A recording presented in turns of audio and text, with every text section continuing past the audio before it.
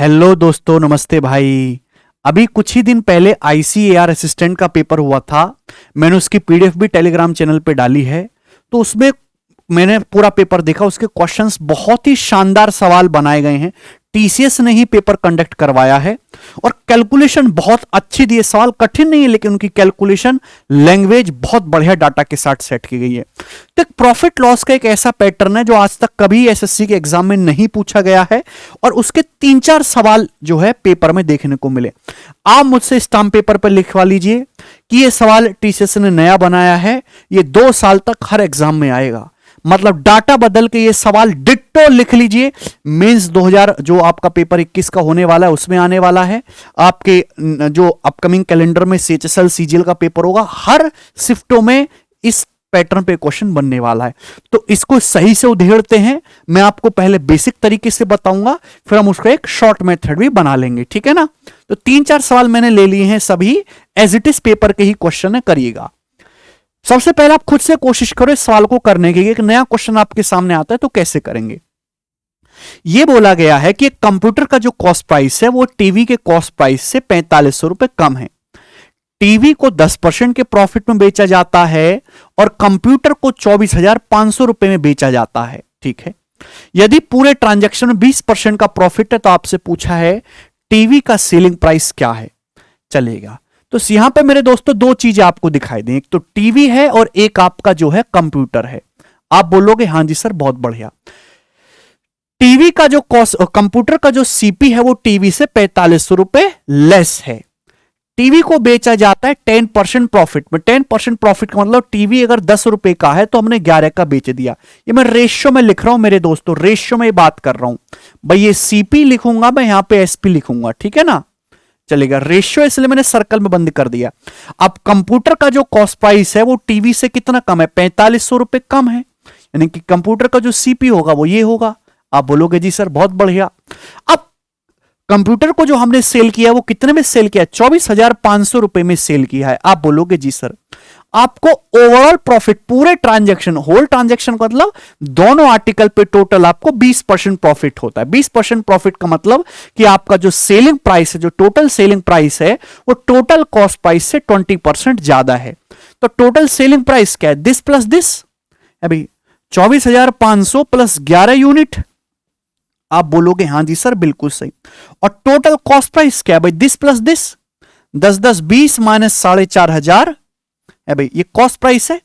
इससे 20% ज्यादा है, यानी कि इसका 1.2 टाइम्स है। आप बोलोगे जी सर बिल्कुल सही। ये आप कर सकते हैं एक लाइन में। तो मेरे दोस्त यहां पे देखिएगा ये 24 और ये 11, 24 माइनस 11 13 यूनिट आ गया। 13 यूनिट की वैल्यू क्या होगी भाई, 4,500 का 1.2 टाइम्स होगा 5400। तो 5400 जब इधर आएगा तो पॉजिटिव हो जाएगा। तो 900 और 24 और 5 29, 29,900। तो एक की वैल्यू कितनी आएगी दोस्तों, 13 दूनी 26, 3 13 3 39, 2300 रुपीज। तो एक यूनिट की वैल्यू 2300 रुपए आ गई। और आपसे जो पूछा जाए वो निकाल सकते हैं आप। तो 11 की वैल्यू कितनी है, तो आपका जवाब होगा सर 11 इंटू 2300, ठीक है ना। यानी कि 22,000 प्लस 3300, 25,300 रुपए आंसर है। आप 11 का मल्टीपल भी चेक कर सकते थे मेरे दोस्तों यहां पर, ठीक है। वो सारे ही ऑप्शन है, देखो एग्जामिनर भी जो है खतरनाक हो गया है। सारे ऑप्शन 11 के मल्टीपल हैं तो ऑप्शन से तो होगा नहीं, करना पड़ेगा। तो ये इसका मेरे दोस्तों प्रॉपर मेथड है। इसमें कोई बुराई नहीं है, हर एक बच्चा करेगा ऐसे। एग्जाम में आप ऐसे परफॉर्म करते हैं तो आप एक बढ़िया स्टूडेंट हैं। लेकिन इसी बात को आप संक्षेप में कर सकते हैं मेरे दोस्तों, ध्यान से समझने की कोशिश करेगा। मैं करूंगा यही, लेकिन लिखेंगे थोड़ा सा कम। अब एक बात बताओ, ओवरऑल पे कितना प्रॉफिट हो रहा है, 20% का प्रॉफिट हो रहा है। तो भाई देखिए 10 यूनिट ये है, 10 यूनिट ये है, 20 हो गया। 20 पे अगर आप 20% प्रॉफिट कमाओगे तो सामान कितने में बिकना चाहिए, 24 में। 10 और 10 मेरे प्यारे भाई 20 है। 20% प्रॉफिट कमाओगे तो 24 में बिकना चाहिए। अब ये 11 में बिक रहा है, यानी कि ये कितने में बिका होगा, 13 में।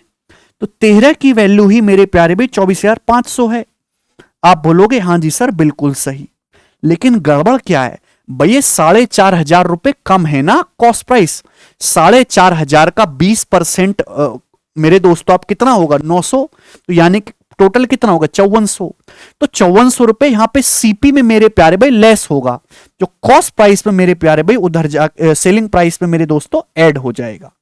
समझ में आया भाई?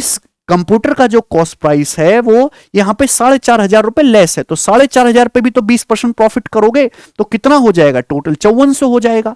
अब सीपी में 5400 रुपए लेस है, लेकिन जब सेलिंग प्राइस के इक्वल करेंगे तो उधर जाके वो पॉजिटिव होगा 5400। ठीक है भाई, यानी कि 13 की वैल्यू आप डायरेक्ट ये कर सकते हो मेरे दोस्तों, जो कितनी होगी 29,900 रुपए। क्लियर है? आप बोलोगे जी सर, तो यहां से एक की वैल्यू 2300 आएगी, तो 11 की वैल्यू होगी 11 गुणा 2300 रुपीज। आप बोलोगे जी सर बिल्कुल सही। यहां तक कोई परेशानी है? कोई भी परेशानी नहीं। सभी को समझ में आया कि कैसे किया? पर यहां टोटल कितना है सीपी 20 पे 20% प्रॉफिट लोगे 24 में बिकेगा, 11 में बिक चुका है तो 13 की वैल्यू है। लेकिन ध्यान रखिएगा 24,500 में सीपी में 45 का 20% यानी कि 5400 रुपए लेस है और एसपी में ऐड होगा। एक और सवाल लेते हैं मेरे दोस्तों, ये समझिएगा। The cost price of A table is 750 rupees more then cost price of a chair. अब यहां मैं लिख रहा हूं मेरे दोस्तों, आपकी एक चेयर है और यहां है आपकी एक टेबल। क्वेश्चन के अकॉर्डिंग टेबल का जो कॉस्ट प्राइस है वो चेयर से 750 रुपए ज्यादा है, ठीक है। और the table is sold for 2250, table को 2250 रुपए में बेचा गया है। And the chair is sold at A loss of 25%, chair को 25% के लॉस में बेचा गया, यानी कि 25% लॉस का मतलब 4 की चेयर थी तो 3 में बिकी है। और टेबल का जो कॉस्ट प्राइस है वो चेयर से 750 रुपए ज्यादा है। आप बोलोगे जी सर बिल्कुल सही, ये कॉस्ट प्राइस हो गया। ठीक है भाई। If there is a profit of 25% in the entire transaction, अगर संपूर्ण लेन देन में 25% का लाभ है तो आप बताइए कि टेबल को कितने परसेंट प्रॉफिट में बेचा गया है। अब एक बात बताओ, अगर ओवरऑल 25% प्रॉफिट हो रहा है तो मतलब क्या है, 4 4 8, 8 पे 25% प्रॉफिट कमाओगे तो सामान 10 में बिकना चाहिए, 10 में, लेकिन ये 3 में ये बिका है, तो यानी कि कितने की वैल्यू है, 7 की वैल्यू है। 3 7 10 होता है, 7 की वैल्यू 2250 रुपए है। क्लियर है? लेकिन मेरे दोस्तों इस 750 रुपए में भी तो आपको 25% प्रॉफिट होगा। 750 में 25% प्रॉफिट होगा तो 750 का 5/4 हो जाएगा, 25% मतलब 1/4 होता है। अभी मेरे दोस्तों सीपी में है ऐड, तो एसपी में से नेगेटिव कर देंगे। समझ में आई आपको मेरी बात? क्लियर है? ऐसा क्यों कर रहे हैं? क्योंकि पक्षांतर होता है, ठीक है ना, इधर का उधर जाएगा। तो ये 7 यूनिट की वैल्यू आ गई। आप बोलोगे जी सर बिल्कुल सही, कोई परेशानी नहीं है। अब यहां से आप मेरे दोस्तों क्या कर सकते हैं, 750 कॉमन ले लोगे, 750 दिया होता है 2250, तो कितना बचेगा, 3 - 5/4 यानी कि 7/5। तो 7 से 7 कैंसल आउट हो गया मेरे दोस्तों, यहां पर 7/4 आएगा ना ये। ठीक है भाई, कोई तकलीफ इसमें, 3 - 5/4 हो जाएगा, तो 12 - 5 7/4। तो 4 की जो वैल्यू है वो 750 रुपए के बराबर आ गई। आप बोलोगे जी सर बिल्कुल भी इसमें तकलीफ नहीं है। आपसे क्या पूछा है कि टेबल को कितने परसेंट प्रॉफिट में बेचा गया, तो टेबल का सीपी निकालना है। तो 4 की वैल्यू जो है 750 आ गई, तो 750 प्लस 750 1500 रुपए हो गया। तो 1500 रुपए टेबल का सीपी है, 1500 का समान 2250 में जाएगा तो 750 प्रॉफिट होगा। 1500 पे 750 का प्रॉफिट है, यानी कि आधा प्रॉफिट है 50%। तो 50% इस क्वेश्चन का आंसर होगा बी ऑप्शन। बताइए, बहुत ही बढ़िया सवाल है, शानदार। एक और करेंगे दोस्तों। The cost price of article A is 550 rupees more than that of B. Article A का जो कॉस्ट प्राइस है वो आर्टिकल बी से 550 रुपए ज्यादा है। बी को बेचा गया 20% के लॉस में। 20% लॉस का मतलब क्या है कि 5 रुपए का सामान था तो आपने बी को 4 में बेच दिया, यही है, बोलो कोई दिक्कत नहीं। और ए को बेचा है 2560 में, ए को आपने 2560 रुपए में बेचा है। क्वेश्चन के अकॉर्डिंग ए का जो सीपी है बी से 550 ज्यादा है। अगर बी का 5 यूनिट है तो ए का 5 प्लस 750 रुपए है। ठीक है भाई, पूरे लेन देन में 20% का प्रॉफिट होता है, ओवरऑल आपको 20% का प्रॉफिट होता है। तो आपसे पूछा है कि ए को बेचकर अर्जित लाभ क्या है, ए पे कितना प्रॉफिट है रुपीज में बताना है। चलेगा, अगर ओवरऑल 20% प्रॉफिट हो रहा है तो मतलब क्या है, 5 और 5 10, 10 पे 20% प्रॉफिट करोगे 12 में बिकना चाहिए, ये 4 में बिक गया ये, यानी कि किसकी वैल्यू, 8 की वैल्यू है। तो 8 की वैल्यू कितनी है मेरे दोस्तों, 2560। लेकिन मेरे दोस्तों इस पर भी तो आपका प्रॉफिट होगा 20%, 750 नहीं 550 होगा ये, 550, ठीक है ना। तो इस पर भी तो आपका 20% प्रॉफिट होगा। 550 का 20% 110 होता है, यानी कि 660 हो जाएगी। तो 8 की जो वैल्यू होगी 2560 से 660 रुपए कम होगी, यानी कि कितनी आएगी, 1900। तो 8 की जो वैल्यू है वो 1900 रुपए के बराबर होगी। आप बोलोगे जी सर बिल्कुल सही। आपसे पूछा है ए का प्रॉफिट, यानी कि ए का सीपी निकालना है, 5 यूनिट की वैल्यू चाहिए।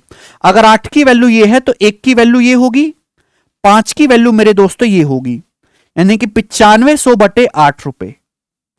ठीक है भाई, या तो मेरे दोस्तों इसको भाग कर लो, या फिर आप जानते हैं कि 12 अट्ठे 9600 होता है ना, 1200 रुपए से 12.5 कम है, ये 1200 रुपए से 12.5 रुपए कम है, ये आ गया 5 यूनिट की वैल्यू। तो यानी कि ए का सीपी क्या आएगा भाई, 1200 प्लस 550 यानी कि 1750, 1750 रुपए से 12.5 रुपए कम, ये ए का कॉस्ट प्राइस आएगा। ठीक है ना। आपसे पूछा ए का प्रॉफिट क्या है रुपीज में, तो ये तो होगा नहीं आंसर भैया, 0.5 वाला आंसर होगा। तो 17.5 को 100 का सामान 2560 में आप देख लो कितना प्रॉफिट हो गया मेरे दोस्तों, 17 8 25 होता है, 810 रुपए हो गया अभी। और ये -12.5 से 0 जाएंगे प्लस 12.5, भाई एसपी में से इसको सीपी को घटाएंगे मेरे दोस्तों, आ जाएगा ना प्रॉफिट, तो ये घटाएंगे 810 और ये प्लस हो जाएगा 12.5, तो 822.5 रुपए आ गया। डी ऑप्शन करेक्ट है सवाल का आंसर। तो बहुत ही बेहतरीन और एक शानदार सवाल था, ये लॉजिकल क्वेश्चन है मेरे दोस्तों। तो मैंने आपको इसको बेसिक से भी समझाया है, ठीक है, और ये पेपर में शॉर्ट में कैसे करना है वो भी। तो एक ही लाइन में इस सवाल की कैलकुलेशन कम की जा सकती है, और ये मैक्सिमम कैलकुलेशन, इससे ज्यादा टिपिकल सवाल नहीं पूछेगा। ठीक है भाई, चलो तो ऐसे अगर जो नए नए टाइप के सवाल मिलेंगे मुझे और भी, तो मैं उनको आपको जरूर करवाऊंगा शॉर्ट वीडियोस में। चलिए बाय।